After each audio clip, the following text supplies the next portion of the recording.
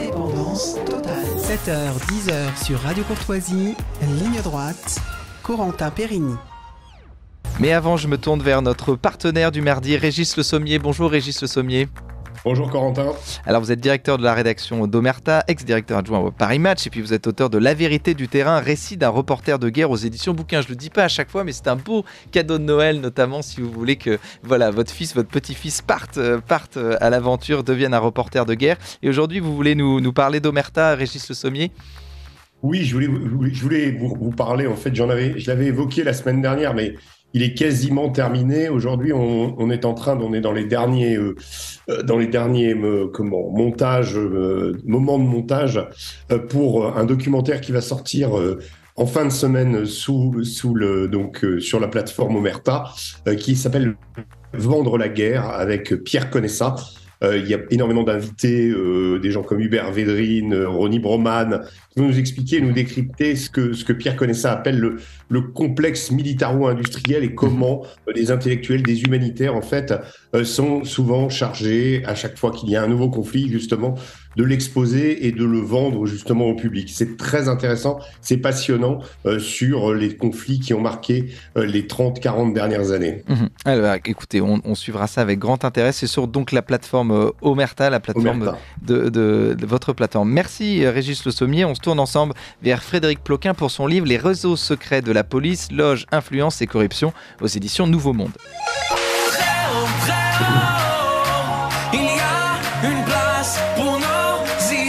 Vue de haut. La police est constituée de chapelles qui souvent s'ignorent, mais elles ne se font pas la guerre. Cela laisse une grande marge de manœuvre aux réseaux plus ou moins secrets, souvent transversaux. Une habitude qui remonte à la résistance et qui s'est solidifiée, notamment avec le SAC, le service d'action civique, milice des gaullistes où se côtoyaient des policiers de tout grade. Alors on apprend dans votre livre, Frédéric Ploquin. Bonjour Frédéric Ploquin. Bonjour. Vous êtes journaliste indépendant, vous êtes auteur de ce livre et donc on apprend dans votre livre que pour évoluer dans la police finalement, donc il faut avoir des réseaux, il y a aussi des systèmes d'influence et de corruption et donc il faut faire partie d'organisations, de réseaux. Vous parlez notamment de Rotary Club, du dîner du siècle. Alors pourquoi un policier aujourd'hui qui veut faire carrière doit faire partie d'organisations ? Écoutez, la police, le métier de policier, c'est pas un métier facile, vous le savez tous. C'est un métier où on est très exposé, c'est un métier où on prend des coups, c'est un métier où on se fait critiquer régulièrement dans la rue ou sur les réseaux sociaux, c'est un métier où quand il y a des changements politiques et qu'on est chef, on n'est pas sûr de garder son poste. C'est un métier où si un jour d'aventure on sort son arme dans la rue dans des conditions qui peuvent être légitimes ou pas, à un moment donné ça peut déraper et vous vous retrouvez bien seul. Tout cela pour expliquer que justement vous avez besoin pour survivre, pour vivre d'abord, pour vous rassurer, pour vous sécuriser et ensuite pour assurer une belle carrière, la promotion, la bonne médaille, etc. Vous avez besoin de soutien. Donc, je raconte dans ce livre toutes les sortes de soutiens et de chaînes de solidarité qui existent au sein de la police. Ça peut aller de l'équipe de rugby aux amateurs de bon vin, en passant par, on va dire, toutes les liens communautaires, les Bretons, les Corses, etc.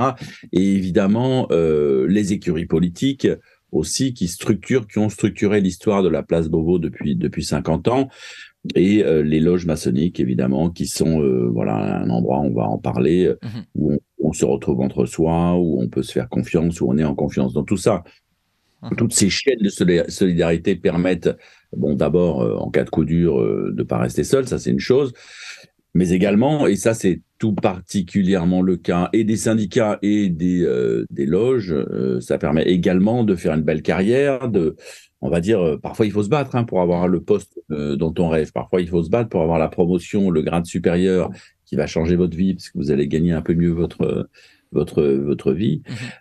Eh bien, pour y parvenir, c'est pas mal d'avoir un pied, comme on dit, à la fois au syndicat des commissaires si vous êtes chef, pourquoi pas dans un parti politique qui est majoritaire si possible, Mmh. et par ailleurs dans la loge maçonnique qui va avec.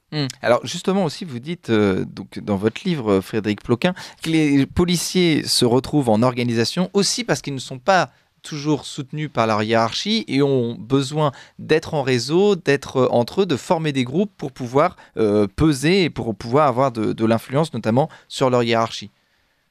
C'est vrai que disons qu'il y a une grande évolution sur la manière dont fonctionne la hiérarchie dans la police. Il y a 20, 30, 40 ans, on avait une autre sorte de commissaire de police qui était assez proche on va dire des troupes. On avait des officiers et des brigadiers qui étaient des vrais relais. On avait une espèce d'humanisation qui s'est un tout petit peu perdue, mais comme ailleurs, comme dans tous les milieux, et surtout des chefs qui se sont de plus en plus, qui ont été obligés de se consacrer à des tâches, on va dire, ils ont le nez sur les statistiques, sur les maintiens de l'ordre, ils n'ont pas forcément le temps de se préoccuper de ce qui se passe en bas de l'échelle, ce qui se passe dans l'état d'esprit des troupes.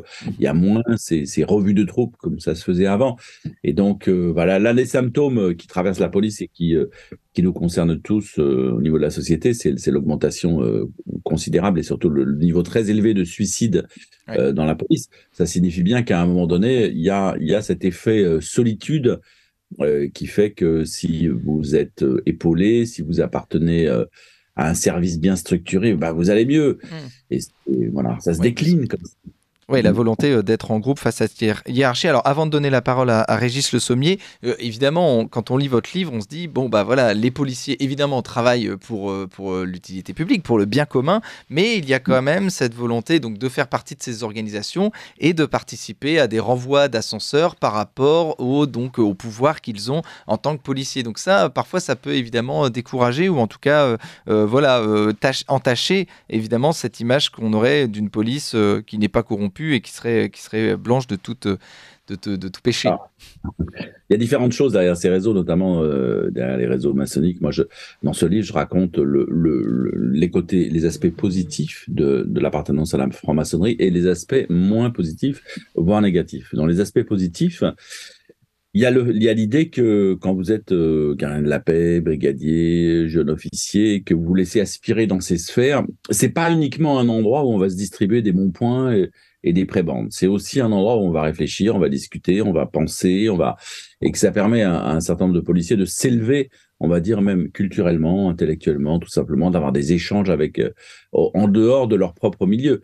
Parce que la grande difficulté du policier contemporain, c'est son isolement dans la société. Vous savez, les gendarmes, pour rappeler aux auditeurs qui ne connaissent pas, les gendarmes, eux, ils vivent en caserne.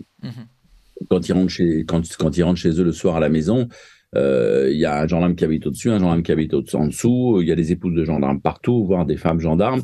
Il y a moyen de se confier, il y a une espèce de cocon, quoi. Le policier, lui, rentre chez lui au fin fond de sa cité, de sa banlieue, il est comme tout le monde, comme vous et moi. C'est quelqu'un qui est issu des classes moyennes, on va dire, et qui rentre chez lui et qui ne peut pas forcément dire à son voisin, parce que c'est compliqué aujourd'hui de dire qu'on est flic, donc il peut pas forcément dire à son voisin qu'il est policier. Donc dans ces loges, il y a tout ce côté positif qui fait que il peut parler de son métier sans problème. Il est avec, je sais pas, un médecin, un pharmacien, localement dans sa ville. Il se retrouve avec les notables, petits, moyens et grands du coin. Il peut parler librement. Il n'est pas en danger. Ça, c'est le côté positif. Et à côté de ça, comme vous l'évoquiez, il y a toutes les dérives possibles. Et on les comprend parfaitement. C'est-à-dire que quand vous êtes d'ascenseur, oui. C'est-à-dire quand vous êtes dans un petit groupe humain qui se réunit une fois par mois, qui une fois par mois, après avoir discuté, débattu d'un sujet extrêmement sérieux, organise un petit dîner, ça s'appelle les agapes dans la maçonnerie, un petit dîner entre amis, etc. Là, parfois, on va dire, il peut y avoir du relâchement, les précautions qu'on prend d'habitude disparaissent, et j'ai pointé un certain nombre de cas connus ou pas connus d'ailleurs, il y a beaucoup de révélations dans ce livre, donc un certain nombre de cas, on va dire, vraiment, vraiment limite litigieux, ou même qui se sont finis devant la justice. Vous avez des policiers à Marseille qui, dans le cadre de ces réseaux francs-maçons, ont rendu service à des patrons de bar un peu véreux, et voire à des voyous carrément. Parce qu'en fait, le policier, il a des choses à revendre, il a des choses à donner. qui intéresse beaucoup de monde. Si vous avez envie de savoir si vous allez être placé, si vous êtes placé sous écoute téléphonique, si vous êtes suivi, s'il y a un dossier sur vous, il suffit lors de ces réunions informelles de questionner votre voisin de table qui est policier. Et si vous êtes un homme d'affaires un peu puissant, que vous avez un peu d'ascendant sur ce petit fonctionnaire, enfin petit entre guillemets, du point de vue de l'homme d'affaires, eh bien peut-être que vous pouvez lui extorquer quelques informations. Donc je vais raconter une histoire qui s'est produite dans les années 90 qui est extrêmement intéressante. C'est en gros, ça se passe à Paris, à la brigade financière. Donc au lieu des enquêtes économiques et politiques, et là il y a une enquête sur, à l'époque c'est l'affaire Elf qui fait la une de l'actualité. C'est en gros tout l'argent qui s'est envolé dans le cadre du groupe pétrolier français. Et là il y a un moment donné, il y a une arrestation qui est réalisée, qui est l'arrestation d'un homme fort du groupe Elf, qui dispose d'énormément de secrets d'État et qui a les moyens de parler. Donc il est arrêté, il est interpellé, il y a une perquisition chez lui. On saisit des documents extrêmement compromettants. Et bien, que va-t-il se passer avant même qu'il y ait une copie de ces documents qui soit réalisée, avant même que le juge d'instruction en charge du dossier, c'était Eva Joly, n'ait accès aux documents, eh bien, à la faveur d'un petit week-end, les documents, les scellés les plus précieux, les originaux de ces scellés, vont disparaître des locaux de la brigade financière rue du Château d'Hertier à Paris. Ce qui va considérablement affaiblir l'accusation. Et on est à peu près certain à 99% que la commande s'est faite justement grâce à ces réseaux et notamment à ces réseaux maçonniques. Donc ça, c'est le mauvais côté. Alors Régis Le Sommier, sur ce livre de Frédéric Ploquin, Les réseaux secrets de la police, Loge, influence et corruption aux éditions Nouveau Monde. Non, moi, ce qui m'a vraiment surpris, et je voulais vous féliciter d'ailleurs dans ce livre, c'est vraiment on apprend en fait au-delà de la police, la loge, les loges, les influences, etc. On voit un peu tout un monde souterrain en fait qu'on ne connaît pas, enfin qu'on connaît assez mal, mais que vous maîtrisez, que vous mettez à jour, qui existe en fait, ces clubs en fait, ces sociétés secrètes ou enfin en tout cas non révélées quoi, qui existent en fait depuis le général de Gaulle. Moi je trouve l'histoire des gorilles du général de Gaulle est hyper intéressante avec Raymond Sazia. Ensuite on revoit des personnages qu'on connaît comme Alain Juillet, Alain Boer, etc., qui sont un petit peu on dira périphériques et qui à la fois sont dans les loges mais aussi ont une influence politique et je trouve que vous en tirez très bien pour justement articuler en fait nous raconter un petit peu tout l'aspect souterrain de la vie politique, parce que au-delà des policiers, ça a évidemment un impact sur on voit les réseaux de Sarkozy, on voit même comment Le Pen a ses entrées aussi dans la police, enfin la famille Le Pen, et je trouve que vous avez très très bien réussi ça. Alors la question qu'on a envie de poser, c'est est-ce que finalement ce monde souterrain semble, enfin en tout cas à vous lire, moins dur et moins je dirais il semble qu'il y a moins d'affrontements entre personnes d'ailleurs d'obédience ou de sensibilité politique différentes. En fait, il y a un petit peu comment je dirais le revers c'est un peu le revers de la médaille, c'est-à-dire vous avez d'un côté officiellement des gens qui s'affrontent politiquement, qui sont très différents, qui font des déclarations sur les plateaux de télé ou qui s'affrontent dans des meetings politiques, et puis dans ce monde-là, ben on a l'impression qu'il y a une sorte d'entente qui se fait. Est-ce que je me trompe ou c'est comme ça? Non, c'est vrai que c'est bon. Ce que vous dites, c'est que la place Beauvau est le lieu de pouvoir dans la République française par excellence. Vous avez un certain nombre de ministres de l'Intérieur qui ont rêvé ouvertement et publiquement de devenir président de la République, et parmi eux, il y en a qui le sont devenus dans la récente. Dans la période, il y a Charles Pasqua qui rêvait absolument de devenir président de la République, mais qui a précisément utilisé à fond les réseaux qu'il avait dans la police. Mais lui, il avait également des réseaux dans le monde corse un peu plus opaque et occulte, et notamment chez les casinotiers, qui lui avaient permis de financer sa campagne et qu'il a échoué. Et alors, plus récemment, vous avez évidemment le cas de Nicolas Sarkozy, qui lui est arrivé au ministère de l'Intérieur avec, je pense, déjà une énorme ambition, et l'ambition à un moment donné de doubler Chirac, de doubler Jacques Chirac, qui était son mentor et qui l'avait mis à cet endroit-là, et qui va réussir à le faire, et qui va utiliser la place Beauvau justement comme on va dire, point de départ pour la conquête du pouvoir, comme rampe de lancement, on va dire, et qui va se constituer au cœur de l'État à travers la place Beauvau, un véritable réseau très puissant, composé d'hommes qui, d'ailleurs, pour beaucoup, avaient travaillé avec Charles Pasqua auparavant. C'est pour ça que ce livre, vous avez raison, ça raconte aussi la Ve République, parce que ça raconte la Ve République à travers ces réseaux policiers, à travers ces flics.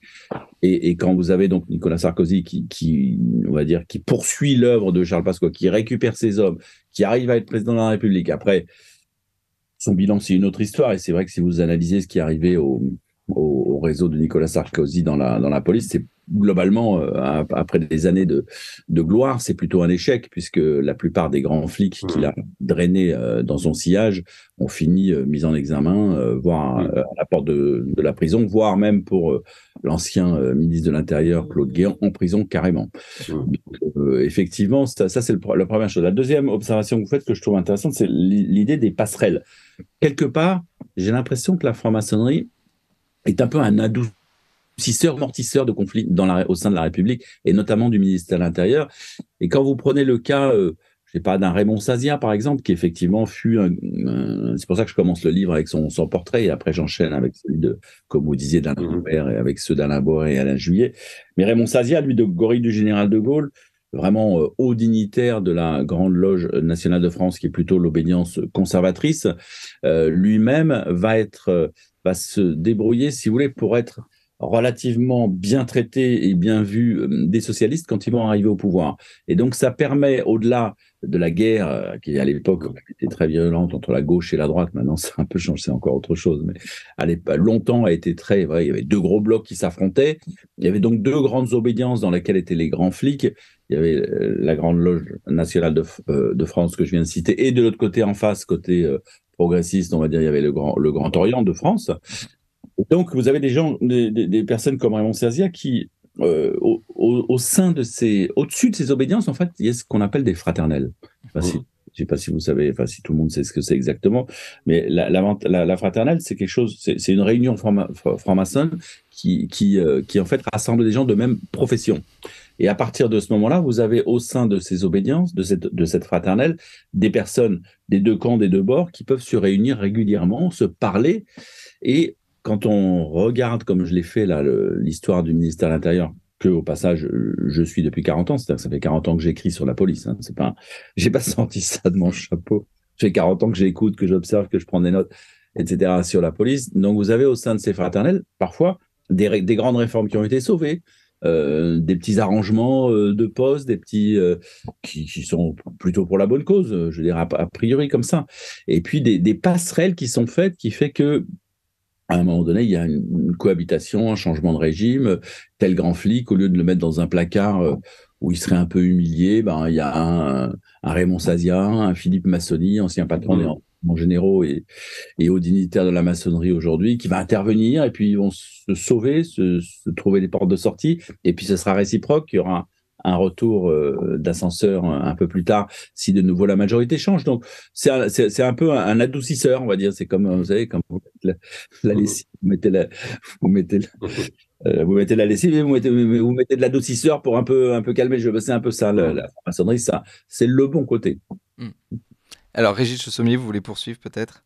Oui, non, moi, ce que je voulais dire aussi, c'est que vous avez, alors vous décrivez très bien les réseaux, vous décrivez très bien les différentes obédiences, et ça, et aussi ce qui peut se passer, c'est-à-dire quand il y a un réseau clandestin, un peu secret, on s'arrange, la maçonnerie, puis ça peut devenir le SAC, et là, on est plus dans une articulation de type mafia. À vous lire, on comprend que le SAC est devenu quelque chose qui a un peu échappé à son but d'origine, n'est-ce pas ? Une sorte d'organisation de ripoux, finalement, c'est ce que vous dites aussi. Bah oui. Si vous voulez, au départ, le SAC, c'est quoi? C'est en gros le général de Gaulle, il est pris dans la guerre d'Algérie. Il a l'OAS qui veut lui faire la peau. Il a des gars de l'OAS qui se baladent sur le territoire, pas seulement en Algérie, mais sur le territoire français pour le tuer. Je veux dire, pour organiser des attentats. Et donc à partir de là, il va organiser une espèce de, c'est Charles Pasqua notamment, et puis quelques grands polices de biais qui vont prendre en main cette organisation, service d'action civique. Au départ, c'est le SAC. Au départ, c'est vraiment pour faire on va dire, la garde rapprochée du général de Gaulle et la sécurité dans les meetings. Parce qu'à l'époque, il n'y a pas que l'OAS qui bouscule les gaullistes, il y a aussi dans les meetings les communistes, qui sont extrêmement puissants, qui ont longtemps représenté la deuxième force politique française. Donc, par rapport à ça, ça commence dans la rue avec les collages d'affiches, on se bagarre.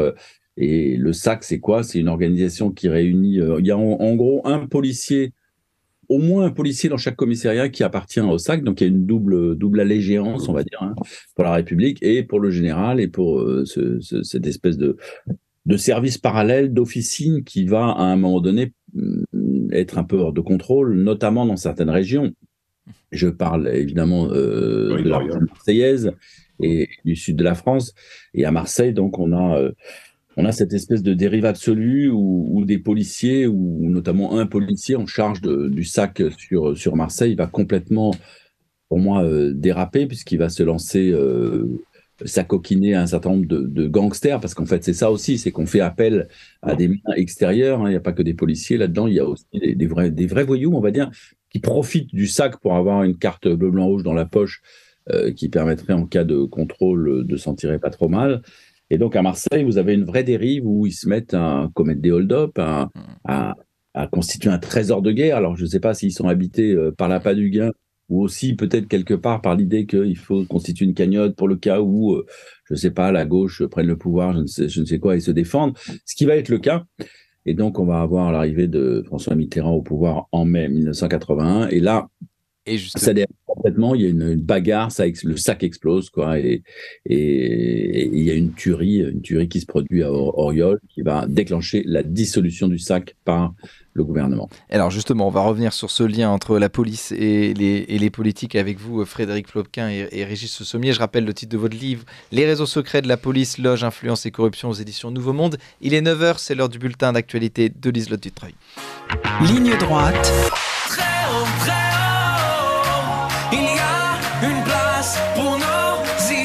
Vue de haut. Alors Frédéric Ploquin, vous nous avez présenté ces réseaux, donc c'est plusieurs organisations, c'est des renvois d'ascenseurs, donc ce sont des policiers qui ont besoin de s'organiser, d'être en groupe aussi pour survivre et parce qu'ils ne sont pas toujours soutenus par la hiérarchie. Il y a aussi, donc vous l'avez dit, des réseaux plutôt ripoux, en lien avec des mafieux. On a parlé de la politique. Vous dites chaque ministre qui souhaite marquer la place Beauvau de son passage se doit bien sûr de constituer son réseau. Donc c'est très important, notamment et puis vous l'avez dit, notamment Nicolas Sarkozy a été ministre de l'Intérieur, puis président de la République. Et pourtant, moi je voulais revenir sur Emmanuel Macron, qui lui est venu finalement de nulle part, n'avait pas véritablement de réseau, qui est arrivé tout de même à être donc président de la République, et notamment son lien avec M. Benalla, qui lui faisait partie du monde de la sécurité privée. Donc c'est drôle, c'est ce lien, et justement on lui a reproché ce lien.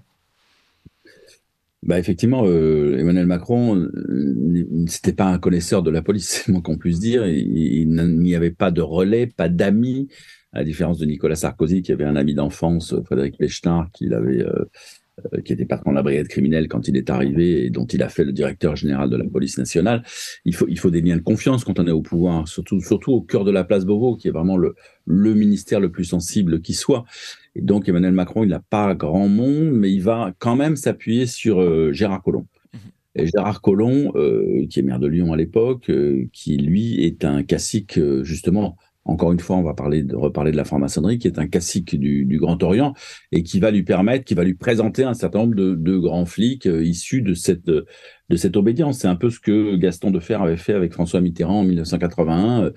Pareil, François Mitterrand connaissait pas un seul policier, il les détestait, il les craignait, puisqu'il avait été dans l'opposition pendant 40 ans, et on s'était tourné à l'époque, la gauche s'était tournée vers le Grand Orient également pour recruter. Donc il y a cela.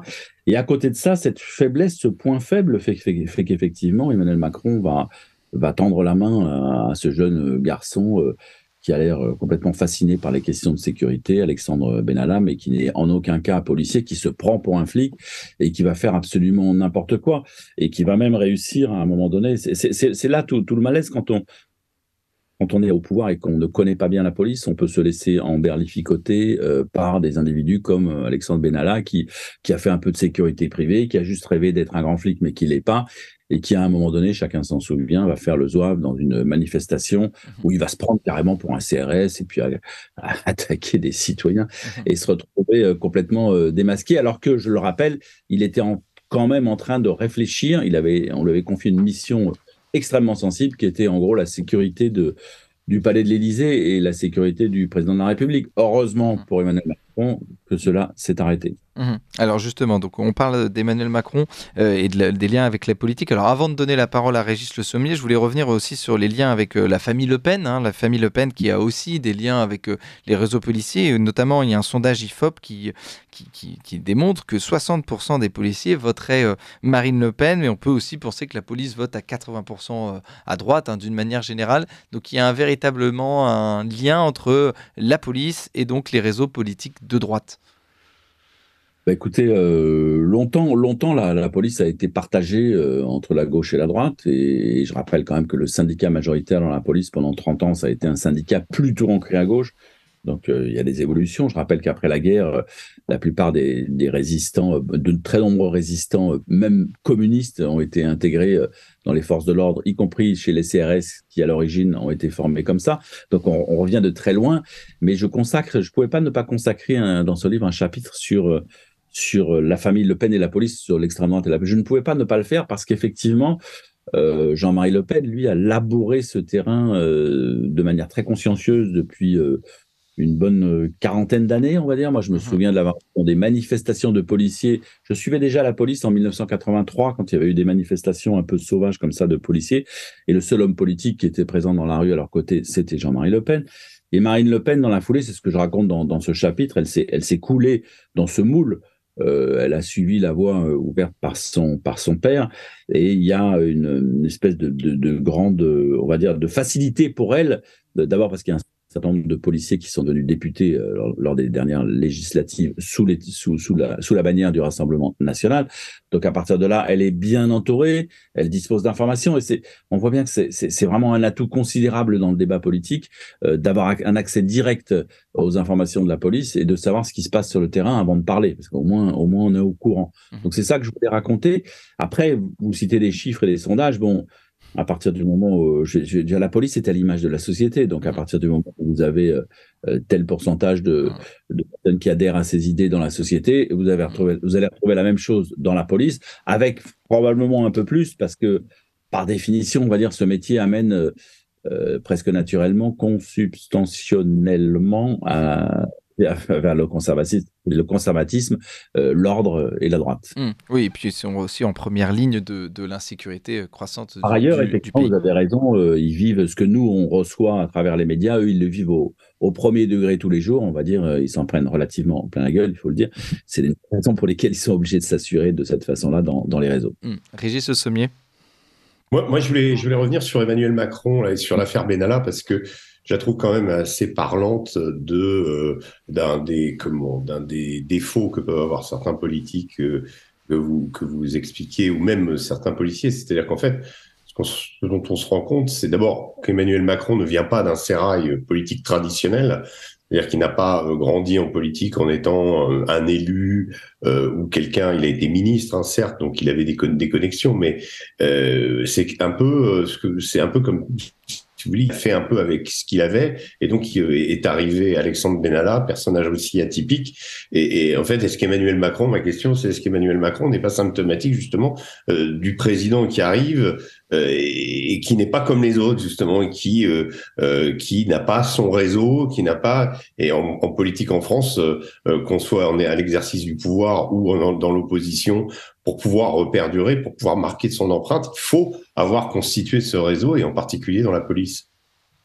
Oui, c'est sûr qu'il faut connaître un petit peu le domaine régalien, je crois, tout simplement, et savoir un peu comment ça fonctionne.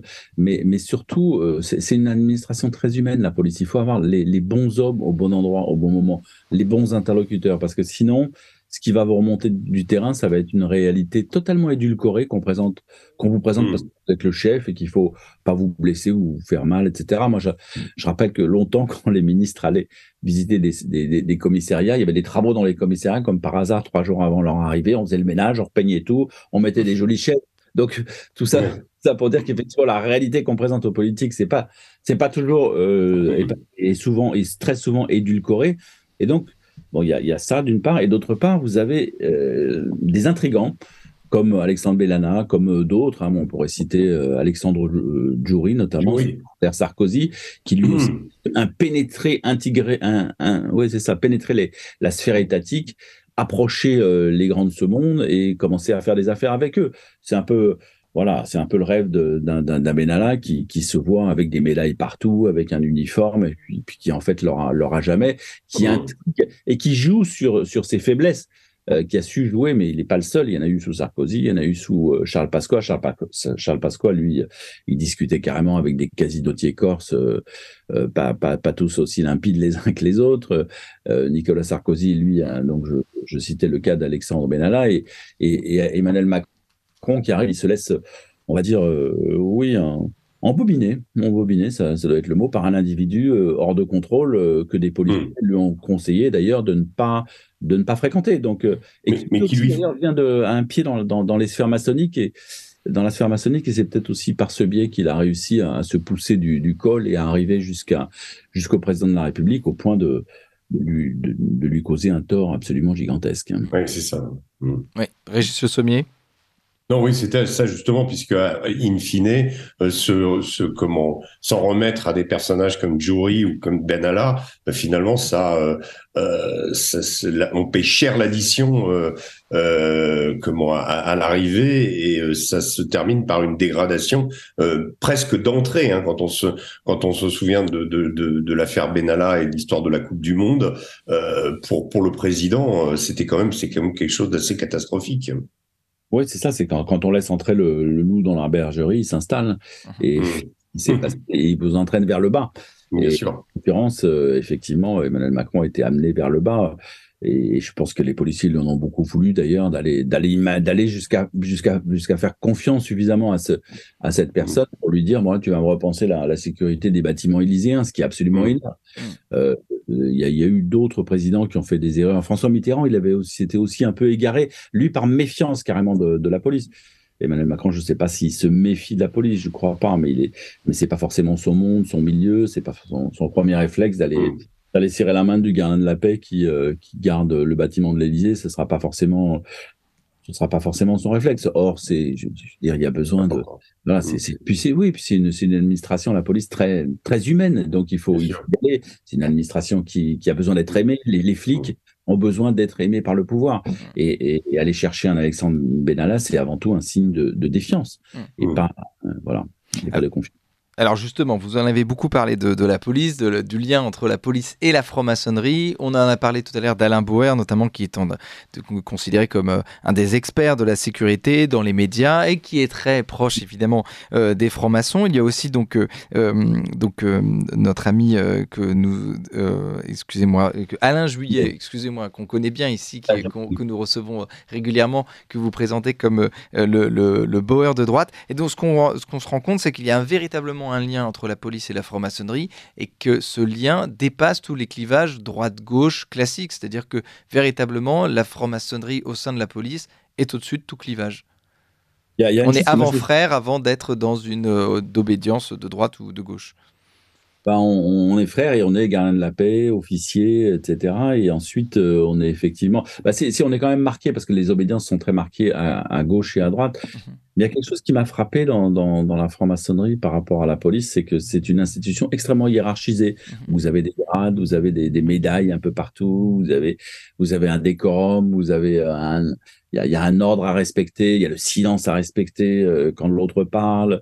Vous n'avez pas le droit de parler pendant 1 ou 2 ans quand vous rentrez dans une loge, etc. Et toute cette, tout ce décorum, on va dire, sied parfaitement finalement aux policiers parce qu'ils sont eux-mêmes issus d'un univers très hiérarchisé, sauf qu'en maçonnerie, bon, c'est pas le même rapport au chef, mais en fait, ils s'y retrouvent. C'est ça que je veux dire. Tant que voilà, ils s'y retrouvent et ça permet effectivement de transcender parfois les clivages politiques, de faire avancer les dossiers. Et j'avais un ancien grand directeur général de la police nationale qui me disait, oui, mais c'est normal, en France, il faut qu'on arrive un peu à pacifier tout cela. On n'est pas au Kosovo, on n'est pas en guerre, et donc on doit pouvoir trouver des passerelles et se parler entre nous. Et donc c'est plutôt sain au niveau de l'état profond d'avoir ces liaisons parfois occultes, effectivement, c'est ce qu'on peut leur reprocher, parfois dangereuses, qui d'ailleurs certaines fois dérapent complètement, parce que le dernier chapitre du livre, on n'avait pas parlé, mais le dernier chapitre du livre, c'est vraiment l'apothéose. C'est en gros, et Alain Juillet vous en a peut-être parlé parce qu'il connaît parfaitement l'histoire. En gros, une loge qui dérape complètement dans un coin de la France et ça va se terminer. Une loge folle, oui, c'est ça. Ça va se terminer par une exécution, par un assassinat, et tout simplement parce que voilà, il y a un ancien policier des renseignements généraux qui devient fou au contact de sa loge et qui commence à commanditer pour ses frangins des crimes. Oui, c'est ça. Donc c'est véritablement donc un dérapage. Et puis on peut comprendre évidemment que ça choque une partie des Français de savoir que finalement il y a des policiers qui sont liés à la franc-maçonnerie. Ça alimente évidemment cette idée d'état profond et puis de personnages influents qui auraient une justice particulière ou une sécurité particulière en fonction de leur obédience maçonnique. Merci à vous Frédéric Ploquin pour ce livre passionnant, hein. Je le rappelle, Les réseaux secrets de la police, loge, influence et corruption aux éditions Nouveau Monde. Voilà, véritablement un livre passionnant. Et puis je remercie aussi Régis Sommier, hein. Je rappelle, vous êtes directeur de la rédaction d'Omerta, que votre dernier reportage avec Pierre Conessa est disponible sur la plateforme Omerta. Puis je rappelle le titre de votre livre, hein, La vérité du terrain, récit d'un reporter de guerre aux éditions Bouquin, un très beau cadeau de Noël. Merci à vous Régis et à la semaine prochaine.